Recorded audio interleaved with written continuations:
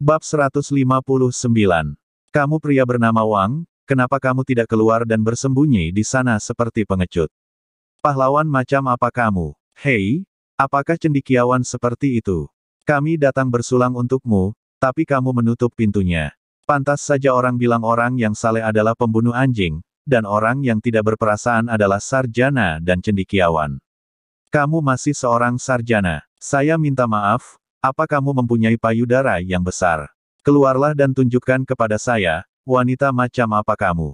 Dekan Wang, aku tahu kamu sedang berada di dalam, menurutmu tidak apa-apa bersembunyi di sana dan diam saja, kan? Keluarlah, atau gigimu akan patah. Sekelompok pemabuk di luar pintu berhenti berpura-pura dan mulai berteriak dan mengumpat di pintu. Bagaimana orang dengan temperamen buruk seperti Chen Xiaobing bisa menanggungnya? Setelah mendengarkan beberapa saat, dia tiba-tiba berdiri, ini tidak masuk akal. Terlalu berlebihan untuk menindas orang lain. Dekan, saya tidak tahan dengan penghinaan ini. Yuli juga berdiri. Dia mulai membongkar peralatan di dalam tas. Segera dia mengeluarkan panah otomatis dan memasang tempat anak panah. Dasar bajingan. Beraninya kamu memarahi dekan. Saudara Bing, ayo membuka pintu dan menembak mereka sampai mati. Wang Hongwen segera menghentikan mereka, jangan impulsif. Saya tahu apa yang ingin mereka lakukan. Orang-orang ini seharusnya adalah gangster dari Kabupaten Rongdong. Jumlah mereka sangat banyak. Kita akan menderita kerugian jika kita membuka pintu. Chen Xiaobing mengerutkan kening dan bertanya, tetapi pintu ini tidak dapat menghentikan mereka, Tuan. Daripada membiarkan mereka mendobrak pintu dan bergegas masuk, mari kita mengambil inisiatif. Yuli juga berkata, ya Tuan, kalau kita berinisiatif, kita masih bisa mengambil kesempatan. Bangunan di gedung Wenkui dibangun dengan baik, pintu dan jendelanya terbuat dari kayu gelondongan yang tebal. Orang-orang itu sudah lama menggedor-gedor bagian luarnya, namun mereka tidak bisa membukanya. Wang Hongwen sebenarnya sedikit panik. Meski sudah hidup lama dan mengalami banyak hal, dia belum pernah mengalami pertarungan seperti ini. Ada begitu banyak orang di luar yang berteriak dan memarahinya. Jika bukan karena ada Chen Xiaobing dan yang lainnya, dia pasti ketakutan. Sebagai perbandingan, He Zong, yang tidak pernah banyak bicara, lebih mantap. Dia membuka mulutnya untuk menjelaskan perkataan Wang Hongwen, maksud dekan adalah berarti pintu ini masih kuat. Lebih baik mempertahankan status diam. Ketika mereka menyerang, mereka harus menderita beberapa kesulitan dan menggunakan kekuatan fisik mereka. Jika mereka menyerang, mereka pasti akan menghabiskan banyak kekuatan, dan itu akan lebih bermanfaat bagi kita. Wang Hongwen mengangguk dengan cepat, menunjukkan bahwa inilah yang dia maksud. Kedua master dan murid bekerja sama dengan sangat baik sehingga mustahil untuk melihat kepanikan Wang Hongwen.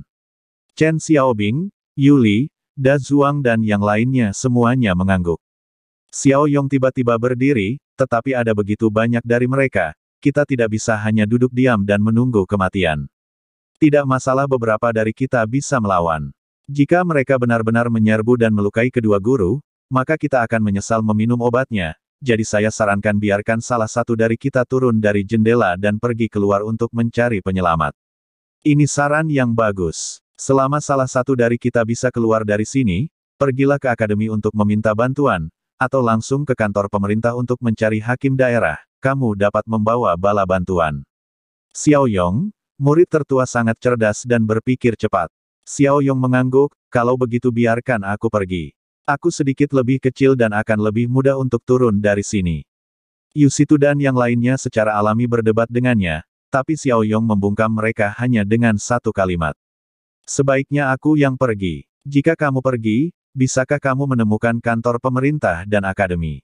Beberapa orang tertawa getir. Di antara semua orang di sini, hanya Xiao Yong yang pernah mengikuti Chen Ce ke kabupaten dan mengetahui beberapa kondisi di sini. Beberapa orang terakhir melepas jubah panjang mereka dan membentuk tali. Setelah mengikat Xiao Yong dengan aman, mereka melepaskannya dari jendela dekat sungai. Meletakkannya dari sisi ini jauh lebih aman. Bahkan jika dia meleset atau tali yang terbuat dari jubah itu putus, Xiao Yong akan jatuh ke sungai dan dia sudah bisa berenang sejak kecil. Namun untungnya, berkat Da Zuang, simpul talinya cukup aman, dan tidak ada kemungkinan ikatannya terlepas. Xiao Yong diturunkan dengan mulus. Setelah dia melepaskan ikatan tali di sekeliling tubuhnya, dia melambai kepada orang-orang di atas dan segera pergi. Tujuan pertama Xiao Yong bukanlah kantor pemerintah, tapi akademi.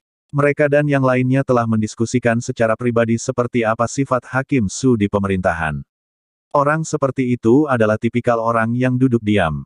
Lingkungan saat itu berdampak besar padanya. Jika Anda mendekatinya secara langsung, dia mungkin tidak akan mengambil tindakan. Tapi menemukan akademi itu berbeda. Akademi Jiahong masih sangat berpengaruh di daerah ini. Ada banyak guru dan siswa di sini. Xiao Yong yakin mereka pasti bisa memainkan peran yang lebih besar. Hari sudah hampir malam di Akademi Jiahong. Akademi telah membubarkan kelasnya dan semua siswa pulang berdua atau bertiga sambil membawa perlengkapan sekolah mereka. Sebagai akademi terbesar di Kabupaten Rongdong, jumlah siswanya cukup banyak. Ketika Wang Hongwen berada di sana, terdapat lebih dari 300 siswa. Setelah Wang Hongwen mengumumkan pengunduran dirinya, meskipun ada yang keluar, fakultas di akademi tersebut sangat kuat, jadi siswanya masih banyak yang tersisa, dan sekarang sudah lebih dari 300 orang. Saat para siswa sedang berjalan keluar dari akademi sambil berbicara dan tertawa, mereka tiba-tiba melihat sesosok tubuh berlari dengan cepat, dan kemudian berlutut di depan gerbang akademi dengan bunyi gedebuk. Tingkah aneh ini langsung menarik perhatian banyak siswa, apalagi ketika semua orang melihat bahwa orang tersebut adalah seorang pemuda berusia 12 atau 13 tahun, mereka menjadi semakin penasaran. Orang ini secara alami adalah Xiao Yong. Xiao Yong merobek pakaiannya hingga compang-camping dan meninju dirinya sendiri beberapa kali hingga menyebabkan mimisan. Wajah dan rambutnya berlumuran merah, membuatnya terlihat sangat menderita. Kini ia mampu melepaskan postur tubuhnya dan langsung berlutut di depan banyak siswa, menunjukkan sisi termiskin dan paling sengsara di depan para siswa. Orang-orang bersimpati dengan yang lemah. Xiao Yong sangat pintar, meskipun dia bisa mendapatkan siswa untuk membantunya tanpa melakukan hal itu. Tapi efek setelah dia melakukan ini sungguh luar biasa. Senior, nama saya Xiao Yong. Saya murid baru Tuan Wang Hongwen. Tuan Wang kembali ke kota, tetapi dipukuli oleh sekelompok preman di gedung Wenkui. Tolong bantu saya, senior dan saudara, jika tidak, Dekan Wang dan Tuan He Zong akan dipukuli sampai mati oleh orang-orang ini, terima kasih, terima kasih. Xiao Yong menangis dan bersujud langsung di jalan. Itu benar-benar bersujud, dan kepalanya mengeluarkan darah. Ini bukan pertunjukan, tapi dia sangat cemas. Ada banyak pemabuk dan mereka sama pintarnya dengan dia. Oleh karena itu, demi keselamatan semua orang, dia benar-benar bersujud sekarang, dengan sangat keras. Para siswa memandang Xiao Yong dan merasa sangat tertekan. Ketika mereka mendengar dia dengan cepat mengatakan bahwa Dekan Wang dipukuli oleh sekelompok preman, kemarahan anak muda itu tiba-tiba meningkat. Apa? Apa? Dekan Wang dipukuli di gedung Wenkui. Apa-apaan ini? Bajingan mana yang berani menindas Dekan Wang kita? Persetan? Preman itu? Mereka berani menyentuh Dekan Wang kita. Saudara-saudara, persetan dengan orang-orang ini. Ayo bunuh bajingan ini. Adik, berhentilah bersujud dan membenturkan kepalamu. Kita akan segera ke sana. Jika kamu terus mengetuk kepalamu, otakmu akan rusak. Cepat beritahu tuan-tuan guru, beritahu siswa lain, sial, beraninya mereka menyentuh dekan Akademi Jiahong, itu sama saja menggertak kita. Mari kita pergi dan melihat bajingan mana yang berani memakan hati beruang dan hati macan tutul. Semua siswa melakukan kerusuhan. Ada yang pergi mengambil kaki meja dan bangku, sementara yang lain pergi memberitahu guru perguruan tinggi dan siswa lainnya. Berita itu menyebar dengan sangat cepat dari gerbang Akademi Jiahong. Beberapa siswa yang kurang mendapat informasi melihat para siswa membawa senjata dengan marah, lalu memarahi mereka dengan keras. Apa yang kalian lakukan? Apakah kalian akan keluar berkelahi? Berhenti, berhenti, jangan pergi. Para siswa langsung meraung. Kawan, Dekan Wang telah dipukuli di gedung Wenkui. Senior, Dekan Wang telah baik kepada saya dan merupakan mentor saya. Tidak peduli apa yang akademi lakukan terhadap saya harus menyelamatkan dekan. Brengsek, apa yang kalian bicarakan? Aku juga ikut dengan kalian. Aku juga murid dekan. Siapapun yang berani menindas dekan berarti menindasku. Anak-anak, pergi ke dapur dan ambil pisau dapur dan pisau pemotong tulang. Ambillah dan lawan bajingan-bajingan ini. Para siswa dan guru-guru semuanya meledak dengan kemarahan yang tak ada habisnya. Mereka tidak bisa memahaminya. Orang bodoh macam apa yang berani menyerang dekan akademi yang mereka hormati? Banyak orang melihat penampilan Xiao Yong, dan mereka semua otomatis mengira Xiao Yong dipukuli dengan sangat parah. Berpikir bahwa dekan akan dipukuli oleh gangster jahat bahkan pada usia tuanya, guru dan siswa sangat marah. Mereka berteriak dan bergegas keluar kampus dengan berbagai senjata dan langsung menuju gedung Wenkui. Ada yang membawa pisau dapur, ada yang memegang kaki meja dan bangku, ada pula yang tidak bisa mengambil senjata tersebut dan hanya menggali batu dari tanah untuk digunakan sebagai senjata. 2 hingga 300 siswa, ditambah puluhan guru-guru, bergegas ke jalan dengan gagah berani dan menuju gedung Wenkui. Tak seorang pun yang melihatnya di sepanjang jalan mengetahui apa yang sedang terjadi, dan beberapa orang bertanya dengan lantang apa yang terjadi. Beberapa siswa berteriak dengan marah, Dekan Wang kita dipukuli oleh sekelompok gangster di gedung Wenkui, ayo pergi dan balas dendam. Dekan Wang dipukuli. Siapa yang melakukannya? Brengsek, siapapun yang melakukannya, jika dia berani menyerang Dekan Wang, dia mencari kematian. Ayo kita bunuh bajingan ini bersama-sama. Iya betul, anak-anak kita juga sudah mendapat bimbingan dari Dekan. Kebaikan Dekan tidak bisa dilupakan.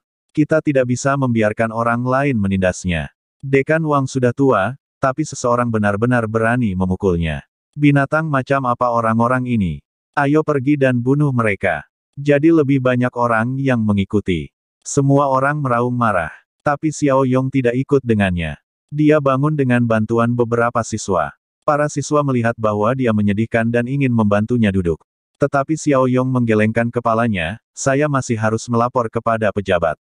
Dekan Wang dipukuli. Masalah ini harus dilaporkan ke hakim daerah. Tetapi saya khawatir saya tidak dapat menemui hakim daerah karena saya takut tidak dianggap. Xiao Yong berpura-pura menyedihkan, tapi sepertinya dia tidak sedang berakting. Beberapa siswa langsung mengajukan diri dan mengatakan ingin pergi bersama Xiao Yong. Dan mereka juga menghentikan rombongan mahasiswa dan bapak-bapak yang belum sempat mengikuti rombongan besar yang menuju gedung Wenkui tersebut. Ada sekitar 30 atau 40 orang yang menuju ke kantor pemerintah daerah bersama-sama. Bab 160. Su Zhengbang memang telah menerima pemberitahuan sebelumnya dari Pang Zun. Pang Zun memberi Su Zhengbang hadiah besar, hadiah 200 tael, untuk memberitahu Su Zhengbang agar tidak ikut campur dalam urusan hari ini. Su Zhengbang tentu saja khawatir sesuatu akan terjadi pada Wang Hongwen, tetapi Pang Zun telah berjanji pada Su Zhengbang bahwa dia tidak akan menyentuh Wang Hongwen. Faktanya, Pang Zun juga tidak berpikir untuk menyentuh Wang Hongwen. Pang Zun sendiri tahu dengan jelas apa yang akan terjadi jika dia melakukannya. Dia hanya meminta orang-orang mencari alasan untuk mencoba memaksa orang-orang dari desa Chenjia keluar. Mengenai memukul Wang Hongwen, itu sama sekali tidak terpikirkan. Wang Hongwen dan He Zong adalah cendekiawan hebat dengan banyak murid dan latar belakang yang kuat. Jika mereka dipukuli hari ini, mereka mungkin akan mati mendadak besok. Oleh karena itu, dia berulang kali menekankan kepada Leng Jianxiong bahwa mereka tidak diperbolehkan menyerang Wang Hongwen dan He Zong.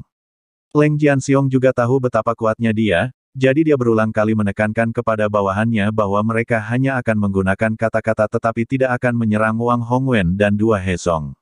Alasan menghina Wang Hongwen adalah untuk membuat marah orang-orang di desa Chenjia dan mengelabui mereka keluar agar bisa menghajarnya. Tapi iblis tahu mereka bisa menanggungnya. Su Zhengbang mengambil uang Pang Zun dan dengan senang hati menutup kantor pemerintahan, tidak bermaksud mencampuri masalah tersebut. Sebagai pejabat daerah, dia menghargai cendekiawan hebat seperti Wang Hongwen, tapi dia sama sekali tidak peduli dengan orang kecil dari Des Chenjiachun. Belum lagi hanya diberi pelajaran, bahkan jika seseorang meninggal, itu bukan masalah besar bagi Su Zhengbang. Mengenai apakah Chen Ce akan datang mengunjunginya bahkan setelah warga Chenjia meninggal, Su Zhengbang sudah memikirkan setidaknya selusin alasan. Pokoknya, buang saja kesalahannya, singkirkan tanggung jawabnya, dan tunjukkan bahwa Anda tidak tahu apa-apa. Karena alasan inilah jika Xiao Yong tidak datang ke pemerintahan daerah sejak awal, dia bahkan tidak akan bisa menemui Su Zhengbang. Namun kini, berbeda ketika dia muncul di kantor pemerintah daerah bersama banyak orang. Hei, apa yang kamu lakukan? Begitu semua orang sampai di kantor pemerintah daerah, mereka langsung dihentikan oleh pejabat pemerintah yang menjaga gerbang. Para pejabat pemerintah ini berada di puncak piramida sosial di Kabupaten Rongdong, dan setiap orang di kota ini perlu memberikan rasa hormat yang besar kepada mereka. Bagaimanapun, mereka adalah pegawai negeri dan petugas polisi paling terkemuka di Kabupaten Rongdong. Mereka harus datang dan mengurus siapapun yang mendapat masalah. Meskipun mereka dihadapkan pada sekelompok besar orang yang datang sekarang, mereka tidak panik sama sekali. Kami adalah tuan-tuan dari Akademi Jiahong. Dekan kami, Wang Hongwen, dipukuli. Sekarang kami datang ke sini untuk mencari keadilan dari hakim daerah. Tolong sampaikan berita ini secepatnya kepada hakim. Petugas penjaga terkejut. Apakah Wang Hongwen dipukuli? Ini adalah berita besar di Kabupaten Rongdong. Namun dia ingat perintah hakim bahwa siapapun yang datang kepadanya malam ini harus mengatakan bahwa dia tidak ada di sini. Oleh karena itu, petugas pemerintah melambaikan tangannya dengan sangat jujur, silakan kembali. Anda tidak dapat melaporkannya hari ini. Hakim daerah tidak ada di sini hari ini. Anda dapat kembali besok pagi. Apa? Sekelompok bapak-bapak dan mahasiswa mengira mereka salah dengar. Semua orang memikirkan apa yang dikatakan Xiao Yong sebelum berangkat bahwa dia khawatir dia akan dihalangi ketika dia datang menemui hakim daerah. Semua orang segera mengagumi Xiao Yong dan menjadi marah pada saat yang sama. Apakah ada kesalahan? Dekan Wang dipukuli, dan kita hampir tidak tahu apakah dia masih hidup atau sudah mati. Anda sebenarnya meminta kami untuk datang besok. Brengsek, apakah kamu masih memiliki rasa kemanusiaan? Kamu menjalankan tugas di kantor pemerintahan. Kenapa kamu bisa mendapatkan pekerjaan ini, jika tidak bisa melakukan pekerjaan? Pukul drum roll, sial, menurutku tidak ada tempat untuk berbicara di Kabupaten Rongdong yang besar ini. Para siswa begitu impulsif sehingga mereka segera menabuh genderang mengekspresikan ketidakpuasan mereka. Kegembiraan seperti ini hanya bisa muncul jika terjadi ketidakadilan yang besar. Dengan ketukan ini, tidak hanya hakim daerah di dalam kantor pemerintah yang akan mengetahuinya, tetapi juga masyarakat umum di luar. Ini setara dengan speaker orasi saat demo. Di zaman modern pengeras suara selalu digunakan dalam aksi demo, meskipun di beberapa wilayah, terutama negeri Konoha, aksi unjuk rasa tidak bisa menggugah hati nurani para pejabat.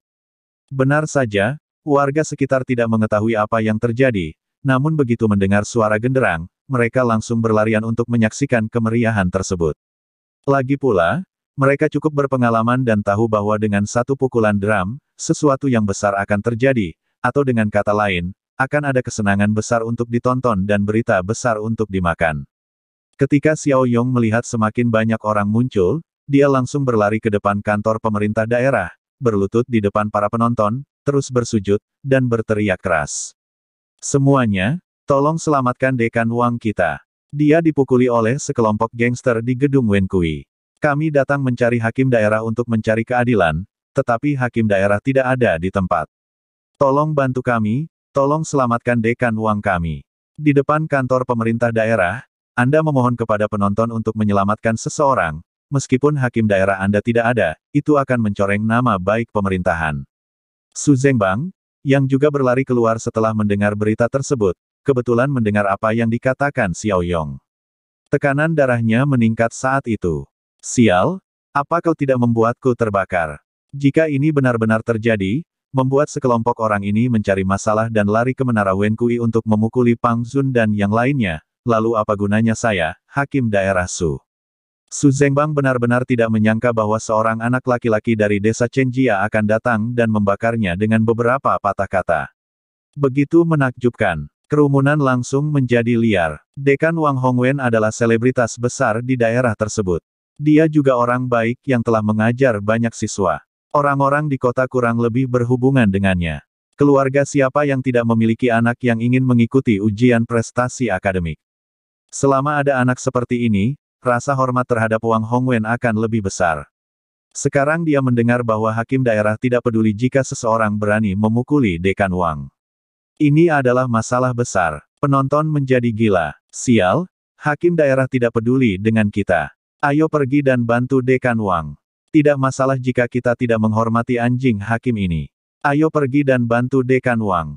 Bah, hakim anjing masih menghilang dan tidak mau membantu kita. Ayo, kita hancurkan gedung Wenkui dan selamatkan Dekan Wang.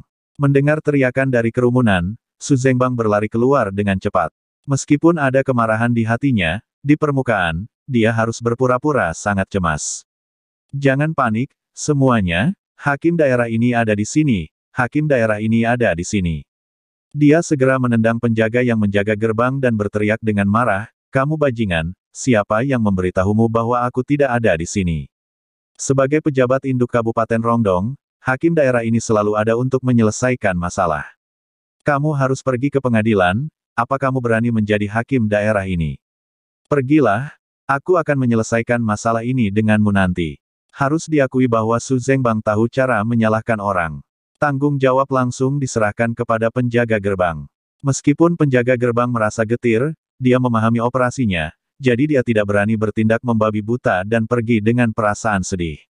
Jika dia berani membongkar trik hakim saat ini, dia tidak hanya akan mudah dipecat besok karena dia melangkah maju dengan kaki kirinya terlebih dahulu, tetapi dia bahkan mungkin dalam bahaya kehilangan napas. Setelah Su Zhengbang naik podium darurat, dia segera memulai pidato bijaknya. Jangan khawatir, semuanya, selama aku, Su Zhengbang, ada di sini, para gangster nakal itu tidak akan bisa menimbulkan masalah. Dekan Wang adalah kebanggaan Kabupaten Rongdong kita dan penatua yang paling dihormati dari seluruh rakyat Rongdong kita. Siapapun yang berani tidak menghormati Dekan Wang berarti tidak menghormati kita semua orang Rongdong. Siapapun yang berani menyakiti Dekan Wang, itu menyakiti kita semua, kita orang Rongdong tidak akan pernah setuju. Su Zhengbang memulai pidato lurusnya. Harus dikatakan bahwa citranya masih sangat bagus. Setidaknya setelah beberapa kata yang tidak masuk akal ini, banyak orang berpikir, ini benar-benar hakim daerah yang baik. Tapi Xiao Yong tidak mentolerirnya. Sial, trik yang luar biasa untuk menipu anak kecil. Anda bisa membodohi orang lain, tapi Anda tidak bisa membodohi orang seperti Xiao Yong. Jadi Xiao Yong masuk ke tengah kerumunan siswa dan berteriak dengan keras, jangan banyak omong kosong. Tolong selamatkan Dekan Wang secepat mungkin. Semua orang tercengang saat mendengar pengingat ini, lalu mereka semua terbangun di waktu yang sama. Seorang siswa yang paling dekat dengan Xiao Yong melirik ke arah Xiao Yong, dan kemudian berteriak bersama, benar, Dekan Wang akan dipukuli sampai mati saat Anda selesai berbicara. Ya, cepat pergi ke gedung Wen Kui untuk menyelamatkan Dekan. Jika tidak bertindak, percuma saja membicarakan banyak hal yang tidak masuk akal.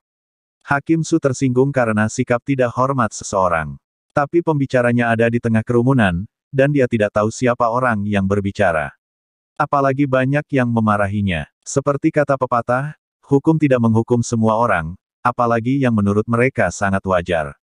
Meskipun Su Zhengbang sangat marah, dia segera memanggil pejabat pemerintah dan menuju ke menara Wen Kui. Sementara Su Zhengbang dan yang lainnya berusaha sekuat tenaga untuk datang, Liu Sheng yang telah menerima kabar dari pemilik restoran Kong Xiangdong, segera bergegas ke gedung Wen Kui bersama para pelayan keluarga Liu.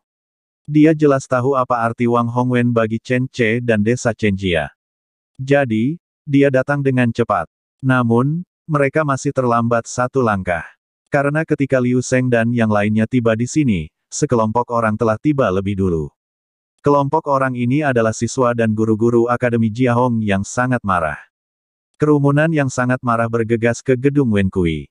Kong Xiangdong sangat gembira. Dia menunjuk ke arah gangster yang menjaga lantai 2 dan berteriak, merekalah yang memblokir dan menindas Dekan Wang. Para gangster sama sekali tidak menyadari keseriusan masalah ini. Beberapa gangster yang menjaga di sini melihat bahwa mereka hanyalah sekelompok pelajar, dan mereka pikir mereka dapat menekan orang-orang ini dengan momentum mereka. Jadi salah seorang gangster berteriak keras, berhenti. Ini dilarang, semuanya, keluar. Para siswa dan bapak-bapak yang gila tidak mau mendengarkan omong kosong gangster itu. Mereka bergegas maju dengan teriakan dan jeritan. Sebelum orang-orang bisa bertindak, semua senjata di tangan mereka dilemparkan ke arah para bajingan yang menjaga pintu masuk tangga.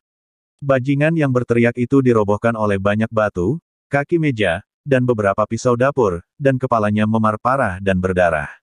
Para siswa bergegas maju dan mulai menendang dan menginjak-injak mereka. Dengan keunggulan jumlah, para preman yang sudah lama melakukan pembunuhan ini dipukuli habis-habisan oleh para pelajar hingga tidak bisa mengangkat kepala. Mereka berteriak beberapa kali lalu terdiam.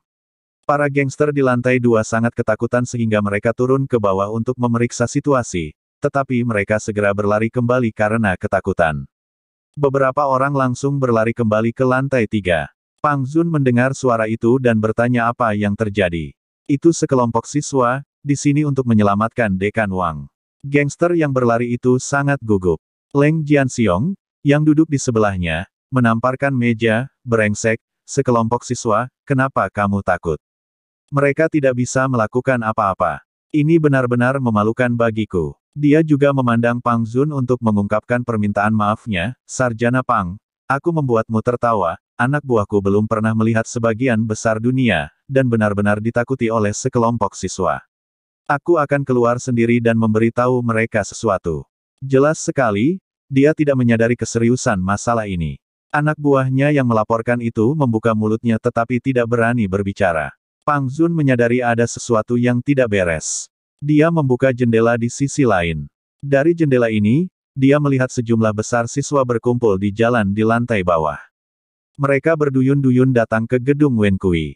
Bersambung.